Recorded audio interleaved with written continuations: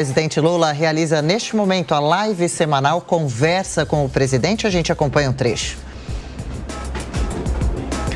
A gente já então acompanha um trecho dessa, que é a segunda live que o presidente faz, com a promessa de que elas tenham, a partir de agora, uma frequência, uma periodicidade. Já ao vivo, o que está dizendo o presidente Lula nessa conversa. Antes disso, o ex-presidente Jair Bolsonaro se desculpou neste domingo por divulgar informações falsas sobre a vacina com o coronavírus. A gente já fala sobre esse assunto de Bolsonaro, porque recuperamos então a transmissão ao vivo da live do presidente Lula. É a conversa com o presidente. Acompanhe um trecho. Para que a gente possa garantir ao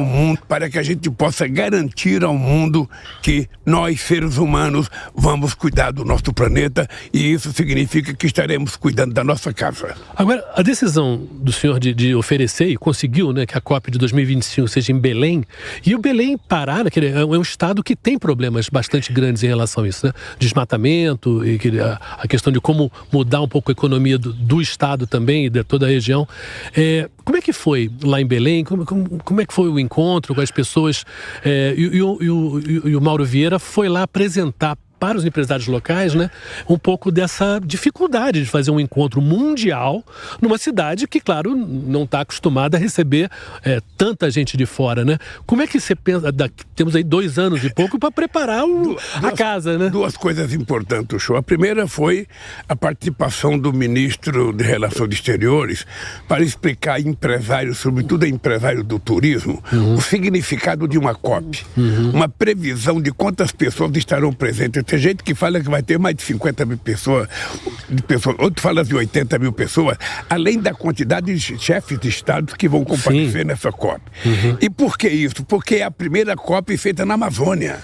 Olha, as pessoas tanto falam da Amazônia no mundo inteiro, mas nunca tinha agora vão ter que falar da Amazônia dentro da Amazônia. Vão conhecer o Rio Amazonas, vão conhecer o Rio Tapajós, vão conhecer a nossa floresta, vão conhecer como é que vive os nossos indígenas, os nossos povos ribeirinhos, para aí eles começarem a discutir com base na realidade. Essa é uma coisa extraordinária.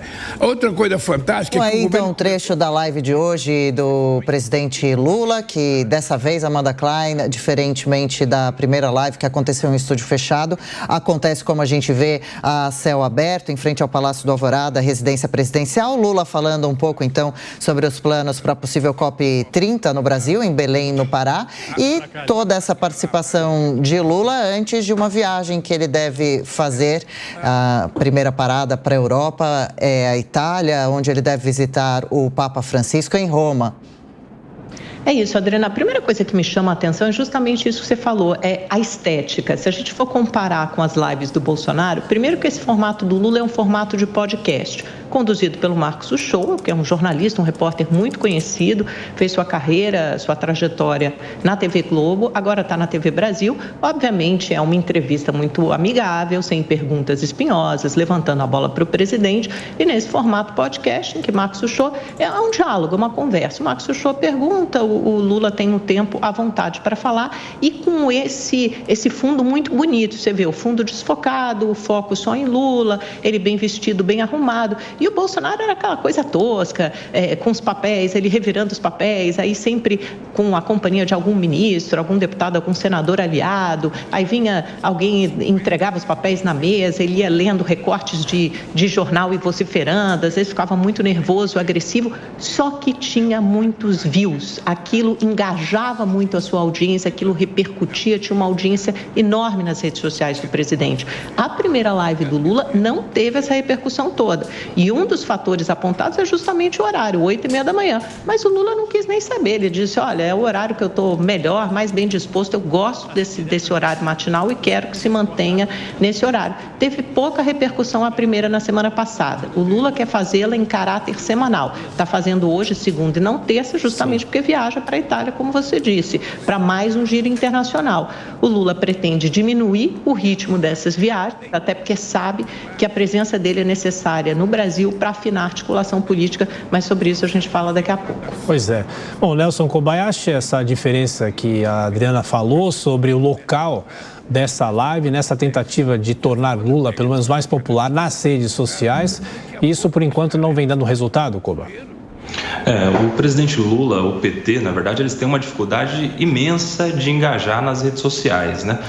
Desde a campanha, inclusive. A campanha do presidente Lula não engajou nas redes sociais e isso foi alvo de críticas, inclusive, de aliados. O próprio André Janones criticava e ainda critica o governo agora dessa postura que não rende, não tem sucesso nas redes sociais. A primeira live não teve um bom índice de views, como a Amanda já disse, agora eles estão mudando o cenário para tentar dar uma melhorada, mas veja que imagem da melhor, áudio do melhor, tudo muito bem maquiado, igual ao discurso. O discurso também é maquiado, como ele vem falando aí sobre as questões ambientais.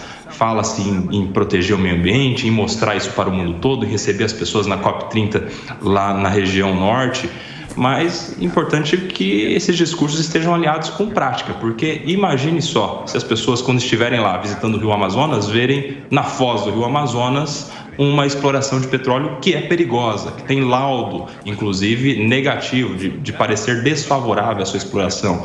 Aqui no Brasil, o discurso está de um lado e a prática está do outro. Em relação ao meio ambiente, nós temos visto uma tentativa do governo de esvaziar o Ministério do Meio Ambiente. Nós temos visto desmatamento crescendo em comparação ao governo Bolsonaro, que era o vilão do meio ambiente. Até nas políticas internacionais a gente tem visto isso, porque a ideia de financiar para o gasoduto argentino é para um gás que não é amigo do verde, não é amigo do meio ambiente. Então, assim, prática de um lado, discurso do outro. Discurso desassociado de prática é hipocrisia.